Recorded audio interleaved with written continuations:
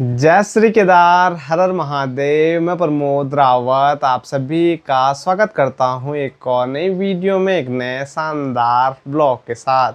दोस्तों, दिन के 1 बज चुके हैं, अब जाके ब्लॉग की शुरुआत हो रही है। और आज के ब्लॉग की शुरुआत हो रही है रुद्रप्रयाग से। और मैं लगभग सुबह 7 बजे, 7 नहीं 6:30 बजे दुकान पे चले गया था। और तब से अभी तक फ़ोन उठाने की बारी ही नहीं आई, ब्लॉग बनाने की वही हुआ ही नहीं, क्योंकि दुकान के अंदर काम था और उससे पहले किसी को सामान भेजना था, तो सुबह 1-2 घंटे उसमें लगे। फिर दुकान का काम और अभी कहीं साइड पे काम था, तो भागे भोगे इधर उधर करना पड़ा, तो फिर मैं ब्लॉग ही नहीं बना पाया। तो अब जाके मैं खाना खाने आया हूँ दिन के 1 बजे। तो मैंने सोचा आज यहीं से ब्लॉग की शुरुआत कर लेते हैं। और खाना खाने हमेशा मैं लगभग 2 बजे आता हूँ, लेकिन आज मैंने बताया था अभी साइड का काम था, तो मिस्त्री लोग तो अपने टाइम पे चले जाते हैं। तो मैंने सोचा आज मैं भी टाइम पे चले जाता हूँ खाना खाने के लिए। और यहाँ देखो, खाना खाने हम जैसे ही आए तो वैसे ही संजना ने यहाँ पर थाली सजा दी है, लेकिन ये मेरे लिए नहीं है, ये ससुर जी के लिए है। और अभी तो मैंने हाथ भी नहीं धोए हैं, तो एक बार हाथ धो लेते हैं एकदम बढ़िया तरीके से, फिर खाने का आनंद लेंगे। और आप लोगों के लगातार कमेंट आ रहे हैं कि ससुर जी को वीडियो में दिखाओ, लेकिन ससुर जी अफरा तफरी में रहते हैं, इधर उधर करते रहते हैं, तो फिर ऐसे सही से मिल नहीं पाते हैं जब मैं ब्लॉग बना पाऊँ। अब इसके बाद खाना नहीं बनेगा, गैस खत्म। जैसे इस बात से पका खाए, पूरा गैस खत्म हो गया। अब गाँव जाओगे? 2 सीटी आई, उसके बाद से बंद हो गया। अब गाँव जाओ तुम्हारे लिए भी रख दो हैं? थोड़ा ना अभी हाथ धो के आता हूँ। अभी जैसे ससुर जी आए, तो अभी ऐसे में कहाँ से मैं ब्लॉग बनाऊँ, वो खाना खा रहे हैं। और कभी बनाया नहीं उनके सामने ब्लॉग, तो नॉर्मली वीडियो भी नहीं बनाता हूँ मैं उनके सामने। अभी जाओ, तेरा कैमरा लगा खड़े थे, कुछ नहीं कहेंगे बाबा। चलो, अगर तुम ये काम कर लगे तो इनाम दूंगी मैं तुम्हें। कसम से इनाम दूंगी। मैं तो छोड़, तू ही नहीं बनाती अपने पापा के सामने ब्लॉग। तो मैंने कहा पहले एक बार पापा को पट्टी पड़ा नहीं पड़ेगी। तब जाके ब्लॉग फोन लगा रखा आगे से। एक बार स्क्रिप्ट लिखनी पड़ेगी। फोन तो नीचे करेगा। ऐसे तो नहीं करेंगे, ये तो खाली ऐसे ही बोल ली है, पर उसमें भी मज़ा नहीं आएगा जैसे ये बोल ली है स्क्रिप्ट कर बना के। तो नॉर्मली जो ब्लॉग होते हैं हमारे, वो तो सीधे धेड़ फेड़ वाले होते हैं कि सामने जो है वही बताते हैं, लेकिन अलग ये नहीं कहेंगे ना खाली बाबा ब्लॉग में आ जाना, क्या हम वीडियो बनाएंगे आपकी, तब क्या एकदम से लगेंगे फोन लगो ही नहीं। जबकि ससुर जी को भी पता है कि हम ब्लॉग बनाते हैं, लेकिन फिर भी उनको कोई वो नहीं रहता है कि ब्लॉग का।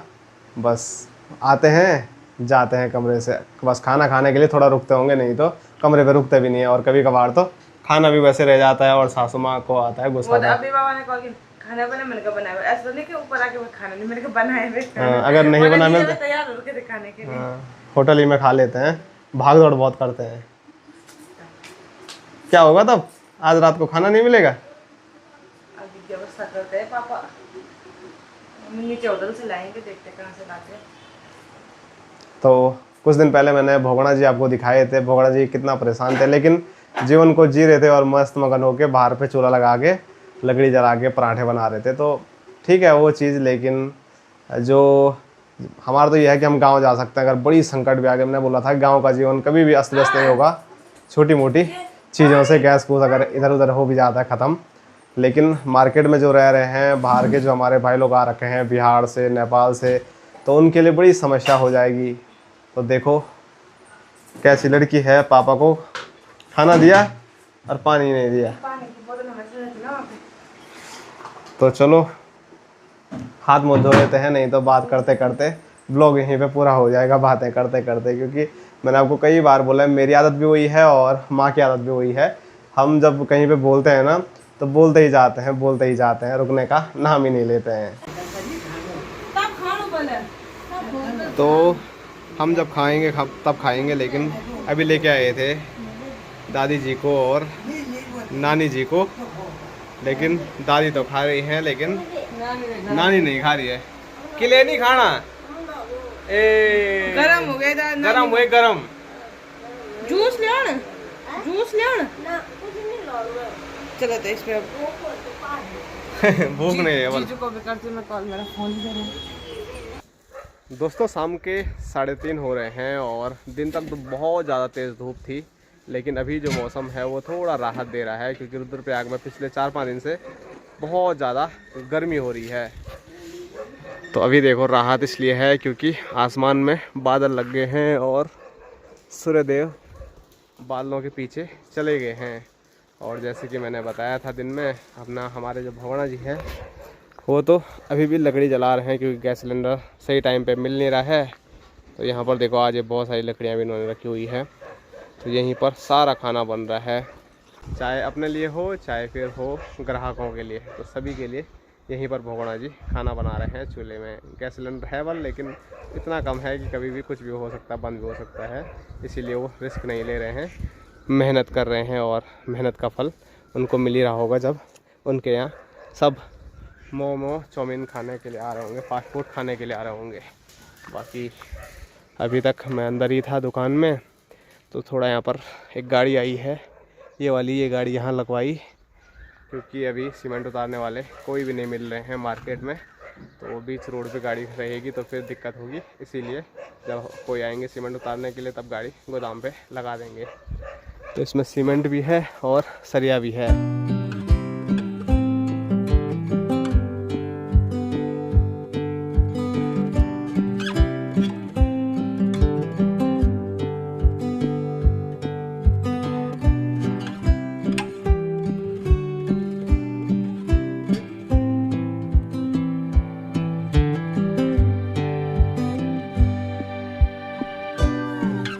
दोस्तों शाम के 7 बज चुके हैं और अभी वेल्डिंग की दुकान से मैं आ गया हूँ पार्लर में, क्योंकि अभी यहाँ पर मार्केट में कुछ काम है और काम बोलते ही मेरे चेहरे से हंसी आ रही है। और क्या काम है वो अभी आप लोगों को बताऊँगा और मैं हंस क्यों रहा हूँ वो भी पता चल जाएगा आप लोगों को। और ऐसा नहीं है कि वेल्डिंग की दुकान पर काम नहीं है, वहाँ पर काम था, क्योंकि जो सीमेंट की गाड़ी आई थी, सरिया की गाड़ी आ रही थी, वो अभी खाली हो रही है।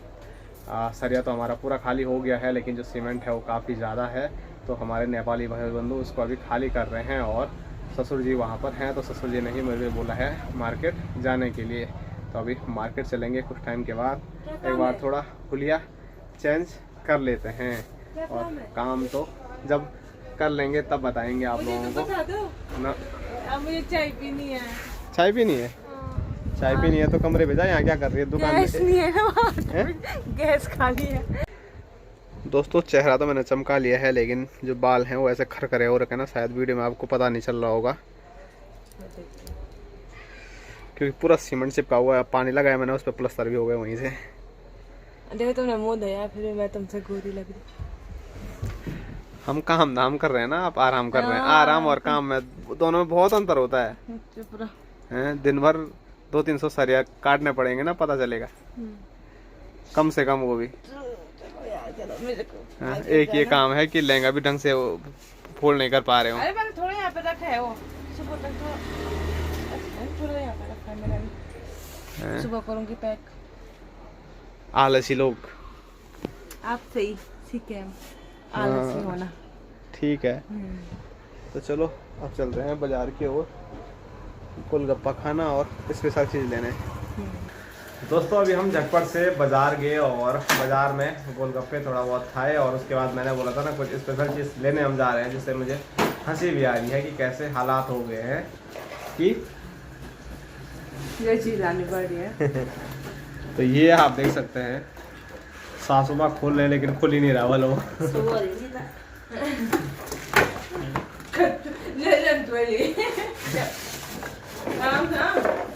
ये आप देख सकते हैं, ये चीज़ हम लेने गए थे।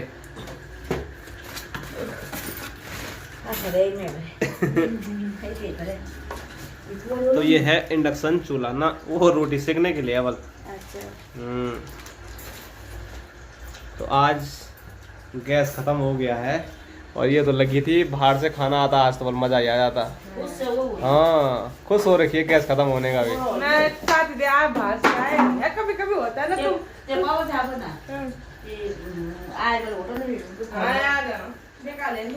तो हम तो खा लेते हैं, लेकिन यहाँ पर दादी हैं, नानी हैं, वो भी खा लेते हैं। मेरी दादी को चाउमीन भी खिलाते थे, मेरे मुझे से खाली 2 प्लेट लाओ चाउमीन। क्या पता नहीं खाते होंगे। मेरी दादी बहुत पसंद है। नानी को नानी कहाँ खाती बाहर की?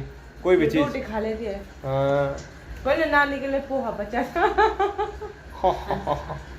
पहले चाय बनाते हैं इसमें। हाँ। शुभ काम करते हैं इसका चाय से। तो चलो, आजकल हर जगह गैस की किल्लत आ रही है और वैसे किल्लत नहीं आनी चाहिए, लेकिन जो OTP है वो आ ही नहीं रहा, बस जो नंबर है वो आ ही नहीं रहा इनका कई टाइम से। और मैं मम्मी के लिए पनीर लेके आई। मम्मी शादी में गई, वहाँ पनीर नहीं खाया था, मैं पनीर लानी बाहर लेके आया। तो फाइनली संजना ने पनीर बनाई जो सोचा था वही किया, बनाई नहीं इसने रोटी। सोच रही कढ़ाई पनीर बना, आज प्रेशर पनीर बना दी मैंने, प्रेशर में बनाया। वो तो छोड़, रोटी होटल से मंगा रही यार। इसमें यही नहीं बन पाया, रोटी सच्ची बन गई। आज लगी थी वो ना मंगाओ होटल से, तो लास्ट में कभी थोड़ा सा उसका कुछ नहीं हुआ। तो जो खाना बनाते होंगे ना, हमेशा उनको पता होगा, कभी कभी ऐसा रेस्ट मिलना चाहिए। बाबा थक गई है खाना बना के। बनाई ना, कितनी टेस्टी दिख रही है ये देखो। आय हाय। और यहाँ मैं आपको दिखाऊं तो यहाँ पर इंडक्शन चूल्हे में अब दूध रखा जा रहा है। तो इसकी शुरुआत हो गई है, लेकिन संजना बोल रही है कि समय लग रहा है। बस नहीं, समय उसमें लगा है, इसमें नहीं लगा समय। ये देखो क्या अच्छी अच्छी रोटियां घर में बनानी थी, तो यहाँ होटल की जली हुई रोटियां खाएगी। कोई नहीं, भूख में ना बासी रोटी भी खाई जाती है। वो तो ठीक है क्या, पर हाथ की और टेस्टी होती है ना। भाई उसमें कैसे बनता रोटी, नहीं बन पाती उसमें रोटी, और टाइम अलग लगा। तो कब तक ना खड़े खड़े पाँव में तो धुले यहाँ पे। वैसे पापा ने इतना बड़ा बना रखा, हाइट भी नहीं पहुंच रही वहां तक। दादी को देते, दादी नानी को। तो चलो आज होटल की रोटी भी खाते हैं। दादी रोटी पहली बार होटल का खाना रुद्रप्रयाग में खा रहा हूँ मैं। बाकी जब से आया हूँ तो सासू माँ के हाथ का ही खाना खाया है। कभी कभार ये बना देती है, वो भी आलस करके। उधर आओ ना, मेरे दादी और नानी को कहा गैस ही नहीं, अब खाना आज खाने नहीं था। क्या बोलते बोलो, खाना देते।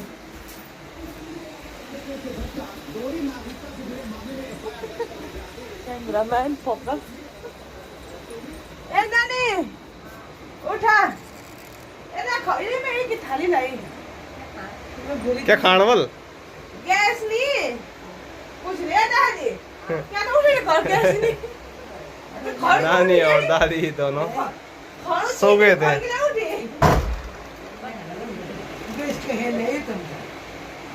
होटल में लेट रहती। दोस्तों रात के 10 बज चुके हैं, हमारा खाना पीना हो गया है।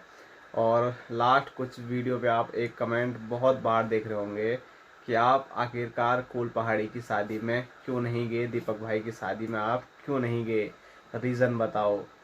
तो ये कई का कहना ये था कि आप जानबूझ के नहीं गए क्योंकि दीपक भाई आपकी शादी में नहीं आए थे तो आप भी नहीं गए, या ऐसे भी बहुत सारे कमेंट आ रहे थे कि बुलाया ही नहीं तो जाएंगे कैसे, क्या आपको बुलाया ही नहीं, ऐसा बहुत सारे मतलब अलग अलग तरीके से पूछे गए थे ये सवाल कि क्यों नहीं गए।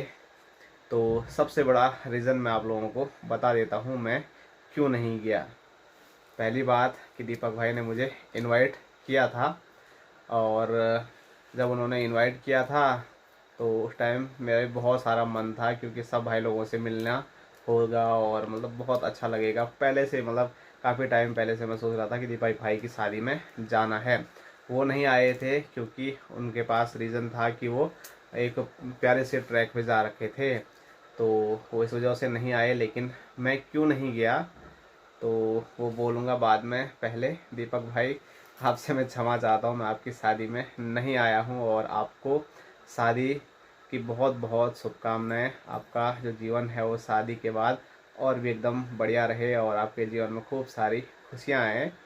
और रीज़न की मैं बात करूँ मैं क्यों नहीं आया, तो सबसे बड़ा जो रीज़न है वो ये है, इन महाशय की वजह से मैंने मना किया इनको जाने के लिए। तो इसने जाने नहीं दिया मुझे, हट मना कर दिया था मैंने, कहीं नहीं जाना। बिना मेरे जा रही थी शादी में। मैंने कहा मुझे लेके भी चलो, तो इन्होंने कहा इनवाइट तो मुझे किया है। मजाक कर रही है मैं, मेरी वजह से नहीं गए, पर मेरी वजह से नहीं, बुकिंग की वजह से नहीं गए। मेरे साथ कोई नहीं था जाने वाला। तो पति का क्या बोलते हैं उसको, धर्म है, धर्म है अपनी बीवी का हर टाइम साथ देना, नहीं तो इसलिए। वरना तो मैं कह रही थी इनको कि पहले मैंने सोचा कि ये आएंगे मेरे साथ, क्योंकि मेरी थी 3 बुकिंग, और शायद मेरे को नहीं लग रहा इनके अलावा मुझे सही टाइम पे कोई पहुंचा पाता वहाँ, कि गाड़ी में सवारी होती तब जाना था। और मुझे ऐसा था कि यहाँ से यहाँ निकलना है, यहाँ से मतलब मैंने दिमाग में टाइमिंग सोचा था कि इतना यहाँ टाइम दूंगी, उसके बाद दूसरी जगह जाऊंगी सबका, तो वो यही पहुँचा सकते थे मुझे। फिर मैंने एक बार सोचा था जब, क्योंकि उनका जब इनको कार्ड वगैरह आया, मेरी बुकिंग तो 4-5 महीने पहले से, इनको जब भी आया होगा कार्ड वगैरह, तब जाके पता चला कि उन भैया की शादी है। और ये सोच रहे कहाँ जाऊँ, कहाँ, यहाँ जाऊँ वहाँ, एक जगह दोस्त एक जगह बीबी दुविधा में पड़ गए थे बेचारे। तो फिर सिचुएशन के हिसाब से सब होना पड़ा ना। तो इन्हीं को बोला, मैं इनको क्या बोला, मैंने एक बार बोल दिया था इनको कि चलो मैं बोलती हूँ किसी को, कोई स्कूटी वाला अपना सचिन मेरे भाई को। तो जब इसने बुकिंग ली थी उसी टाइम इसने मेरे को बोल दिया था कि अगर तुमने मेरे साथ आना है तभी मैं एक दिन में 3 दिन बुकिंग हैंडल करूँगी। तो वैसे ही हुआ, मैंने इसको पहले ही बोल दिया था कि हाँ मैं आऊँगा तेरे साथ। और कुछ टाइम पहले दीपक भाई का मुझे कॉल आता है कि इस तारीख पे शादी है, और उस दिन मेरी धड़कनें बहुत ज़्यादा तेज़ हो गई कि जैसे बोले धर्म संकट में फंस गया कि अब क्या करूं। तो वैसे ही मेरे साथ हुआ। अंतिम दिन तक भी ऐसा हो रहा था कि क्या करूं, सब जा रहे हैं मैं नहीं जा रहा हूं, मतलब बहुत चीज़ें दिमाग में चल रही थी। लेकिन जैसे दीपक भाई की शादी थी वैसे इसकी जहाँ बुकिंग कर रखी थी वहाँ पर भी शादी थी, और शादी जीवन में एक ही बार होती है, और अगर ये सही टाइम पे नहीं पहुँचती तो इससे ज़्यादा घबराहट मुझे होती। तो पूरा ध्यान इनका हाँ, वही रहता वही, ना, हाँ, मेरे पे ही रहता। कि ये पहुंची या नहीं पहुंची। और मुझे पता है अगर ये गाड़ी के भरोसे रहती तो ये कभी पहुंच ही नहीं पाती, एक ही जगह पहुंचती मैं बस। क्योंकि गांव की गाड़ियां हैं। और फिर दिक्कत ये है ना, सही टाइम पे पहुंचना था, क्योंकि दो तीन दिन, 3 पहले दिन मेकअप किए मेहंदी के, और 3 मेकअप शादी के दिन भी किए। मेहंदी में तो आगे पीछे आदमी हो सकता है थोड़ा हो जाए, लेकिन अगले दिन जब बारात का दिन था ना, उस दिन बहुत दिक्कत हुई।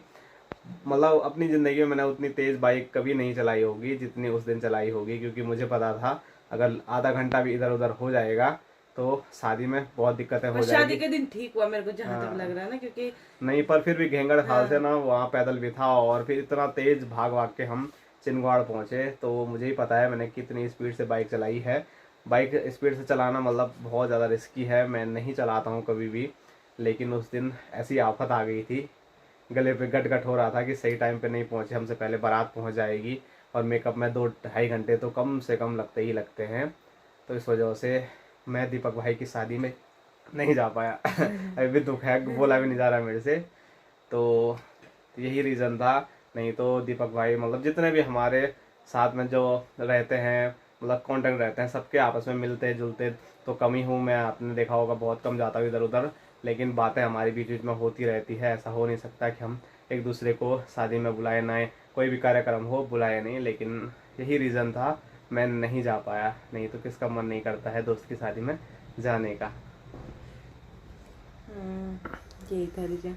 पर वो बुकिंग का भी ये हुआ ना सीन की, जो 12 वाली थी, मतलब 12-13 की थी, उनके अचानक से पंडित ने बोल दिया कि 12 को तो है ही नहीं मुहूर्त। अब मैंने 2 बुकिंग ऑलरेडी उस हिसाब से पकड़ ली थी, और उन्होंने ठीक शादी के टाइम पे बोल दिया, मतलब शादी के 1 महीने पहले हाँ, कि 1 महीना पहले वही बात है ना। पंडित जी ने बोला है कि 13-14 को है शादी, ना कि 12-13 को।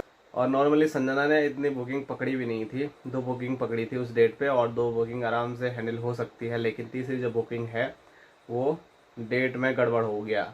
मतलब जो दुल्हन थी उसने पहले बोला कि 12 में मेहंदी है और 13 में शादी है, लेकिन फिर उसका कॉल 1 महीने पहले आया वल कि दीदी वल ये मतलब डेट गलत बोल दिया आपको, 13 में मेहंदी है और 14 में शादी है। तो इस वजह से सब पूरा जो शेड्यूल है ना वो बहुत ज़्यादा बिगड़ गया। और अंतिम टाइम पे ना इस डेट पे तो इतनी ज़्यादा शादियाँ होती हैं कि कोई मेकअप वाला फ्री ही नहीं था, नहीं तो किसी दूसरे को बोल देते। और पता नहीं मेरा गला क्यों बैठ रहा है, आज से नहीं बहुत टाइम पहले से आप मेरे को ये दिक्कत हो रही है, तो हॉस्पिटल भी जाना पड़ेगा शायद। तो यही रीज़न थे, इस वजह से नहीं जा पाए। लेकिन जल्द दीपक भाई से मुलाकात करेंगे और फिर साथ में मिलके उनको शादी की बधाइयाँ देंगे। और आप लोगों के और भी बहुत सारे सवाल आ रहे हैं, हर वीडियो पे कुछ नए नए सवाल आ रहे हैं तो मैंने आपको बताया था कि सवाल जवाब वाली जो वीडियो है वो मैं लाने वाला हूँ। तो हर दिन वीडियो पे सवाल आए जा रहे हैं। मैं जिस दिन सोच रहा हूँ तो सोच रहा हूँ जब सारे सवाल लगभग आ जाएंगे तो फिर एक दिन वीडियो बनाएंगे। तो अभी भी आप लोगों के मन में कोई भी सवाल है, जैसे भी सवाल है वो आप कमेंट करके पूछ सकते हैं। सभी के जवाब आप लोगों को मैं बहुत जल्द देने वाला हूँ।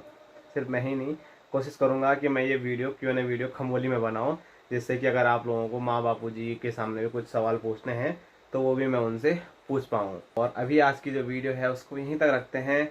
आप सभी लोगों को मिलेंगे कल एक और नए शानदार ब्लॉग के साथ। तब तक के लिए जय हिंद, जय उत्तराखंड, जय भारत, हर हर महादेव।